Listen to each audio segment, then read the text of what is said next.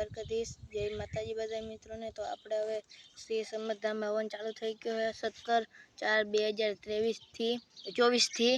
તો હવે તમને હાલો શ્રી સમધામના હે ને ત્યાં હવન ચાલુ છે ને એના તમને દર્શન કરાવીએ। તો આ વિડિયોમાં જોવાનું ભૂલતા નહીં અને વિડિયો જોજો એટલે તમને બધાને બહુ મજા આવશે। લાઈક શેર સબસ્ક્રાઇબ કરવાનું ભૂલતા જ નહીં।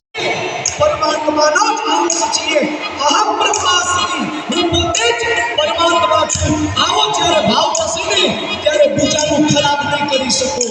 કારણ કે જે બીજાને આપે ને એને દેવ કહેવાય, બીજાને દે એને દેવ અને રાખે એને રાક્ષસ। આ તો દેવાનું કામ કર્યું છે। એટલે સમર્થ ભક્ત વત્સલ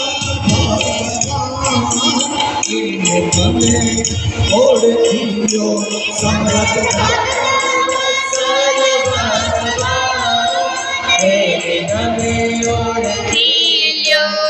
આજનું વચાર દૂધ કોને ભર્યા, આજનું વચાર દૂધ કોને ભર્યા। શબ્દ સાંભળજો અને વિચાર કરજો એટલે પરમાત્મા દેખાશે। એમ ન સમજો કે આ બધું અમે કર્યું, નહીં મેં કર્યું, મારું છે। મારી મિથ્યા કહે ઈસ ઈચ્છા વિના જગતનું એક પત્તું હલી ન શકે। બાપ એક પાંદડું ન હલે। આવું કાર્ય એ તો પરમાત્મા જ કરતો હોય। એટલે આપણે બધામાં ભગવાનને જો જેની જન્મ પહેલા 4 મહિના પહેલા શાસ્ત્ર એમ કહે છે કે 4 મહિના પહેલા પરમાત્માને ચિંતા શાની થાય અને 40 દિવસ પહેલા માના થાનમાં વાત્સલ્ય દૂધ આપી દે જે તમારા મારા દૂધની વ્યવસ્થા કરે બધું પૂરું કરી દે। એ બધું પૂર્ણ કરશે બરોબર। પરમાત્માને જો કોઈ વ્યક્તિ ઉપર નહીં, પ્રભુ સામે જો।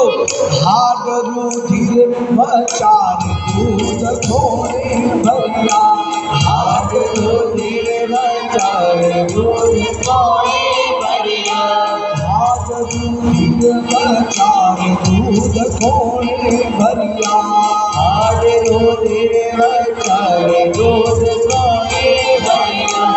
જો જન્મ પેલા સાધન કોને ઘડ્યા,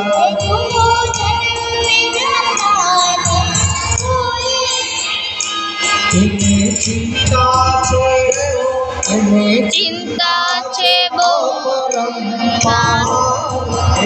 તમે ઓળખીજો, એને ચિંતા છે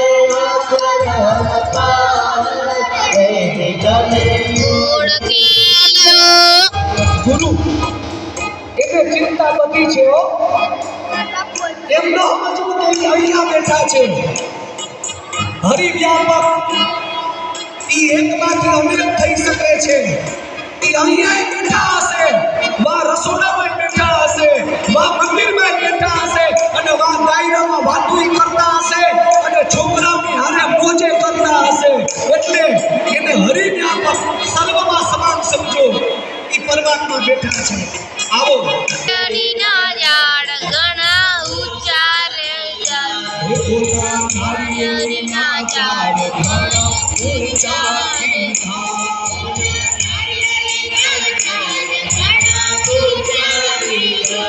એના કૃપામાં ત્રણ પડતા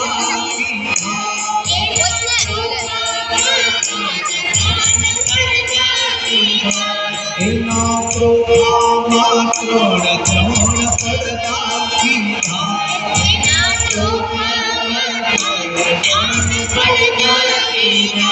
એમાં પાણી એમાં પાણીનો પૂરનાર તમે ઓળખીજો, એમાં પાણીનો પૂરનાર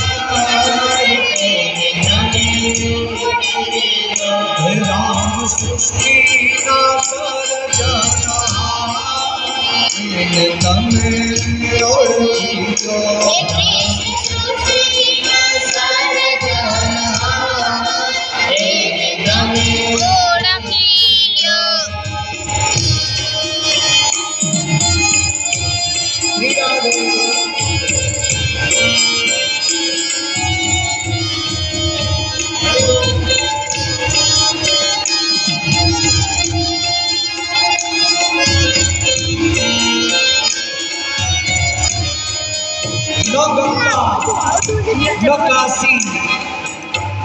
ન ગંગા ન ગયા કાશી પુષ્કરમ ન પ્રયાગમ. ગોજીયાભાઈ, હું વાછરા દાદાને યાદ કરું. ભીમસી બાપાના જે શરીરમાં અહીંયા હજુ અજર છે, અને એ વીર વચરાજ સાહેબ જે વેગળ નામની ગાયોની વાડે એ વીર વચરાજ એ આજુબાજુમાં ક્યાંક ને ક્યાંક હાજર છે. એ માં કુળદેવી ચામુંડા પણ અહીંયા હાજર છે. એવા ક્યાં દેવ છે જે અહીંયા નથી? હું તો એમ કહું, ન ગંગા ન ગયા કાશી પુષ્કરમ ન પ્રયાગકમ. હવે ગંગા નદીમાં નાવા જવાની જરૂર નથી. ગંગા જવાની જરૂર નથી, હરિદ્વાર ગયા જવાની જરૂર નથી, પુષ્કર જવાની જરૂર નથી, પ્રયાગ જવાની જરૂર નથી, પ્રાચી જવાની જરૂર નથી, પિંડારા જવાની જરૂર નથી, ગોકર્ણ જવાની જરૂર નથી. આ સમરથ ધામમાં જ આજ બધા હાજર છે. આ જ જગ્યા, આ જ સ્થળ જે પરમાત્માનું ધામ છે, જે પિતૃઓને તૃપ્તિ આપવા માટે આ કાર્ય થઈ રહ્યું છે. 100 શ્રાદ્ધ કર્યા, 100 શ્રાદ્ધ થયા, અને જેને મુક્તિ નથી મળી ને, 100 શ્રાદ્ધ થી પણ જેને મુક્તિ નથી મળી ને, એ બધા જીવને આજ ભગવાનની કૃપાથી દ્વારકાનો નાથ મુક્ત કરશે. સાહેબ, ખાલી પિતૃનો ઉદ્ધાર જ નહીં થાય, તમારા ઉપર જે પૂર્વકાળમાં રાખેલો શ્રાપ છે, એ શ્રાપમાંથી પણ આજ પરમાત્મા તમને મુક્ત કરી દેશે. જાઓ, આ બ્રાહ્મણોના વચન છે. એક બ્રાહ્મણ નારાજ થઈ 5 દીકરા 100 બ્રાહ્મણ એક હારે કહીએ છીએ કે જાઓ, તમે મુક્ત છો શ્રાપમાંથી, તમે મુક્ત છો, તમે શ્રાપમાંથી મુક્ત છો, પરમાત્માનું કાર્ય કરો, તમારું કાર્ય સિદ્ધ થાય. પૂર્ણ વિશ્વાસ રાખી, પૂર્ણ શ્રદ્ધા રાખી, ભગવાન ઉપર પ્રેમ રાખી અને કાર્યની શરૂઆત કરીએ. સૌપ્રથમ સંધ્યા વંદનથી પ્રારંભ કરીએ. 2 મિનિટ સંકીર્તન કરી અને પછી શ્રાદ્ધમાં આગળ વધશું. કારણ કે શ્રાદ્ધ ચાલુ થાય ને પછી નાદ કરવાની મનાઈ થઈ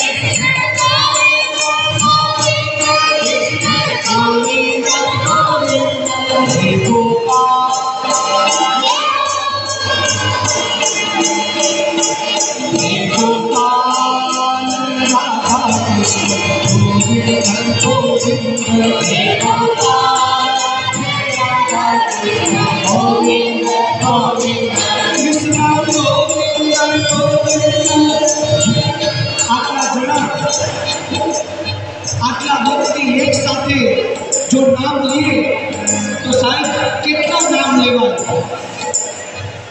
આપણે એમ થાય કે આ તો બધું સપ્તાહ છે. જય દ્વારકાધીશ, જય માતાજી બધા મિત્રોને. તો હવે આપણે આ બ્લોગને પૂરો કરીએ. બ્લોગને લાઇક શેર અને સબસ્ક્રાઈબ કરવાનું ભૂલતા નહીં. તો તમને અમે શ્રી સમરધામના હવનના દર્શન કરાવ્યા.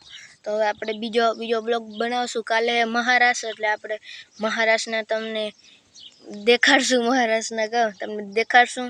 આ વિડીયો જોવાનું ભૂલતા નહીં. લાઇક શેર સબસ્ક્રાઈબ કરવાનું ભૂલતા જ નહીં. ચેનલને સબસ્ક્રાઈબ પણ કરી દેજો.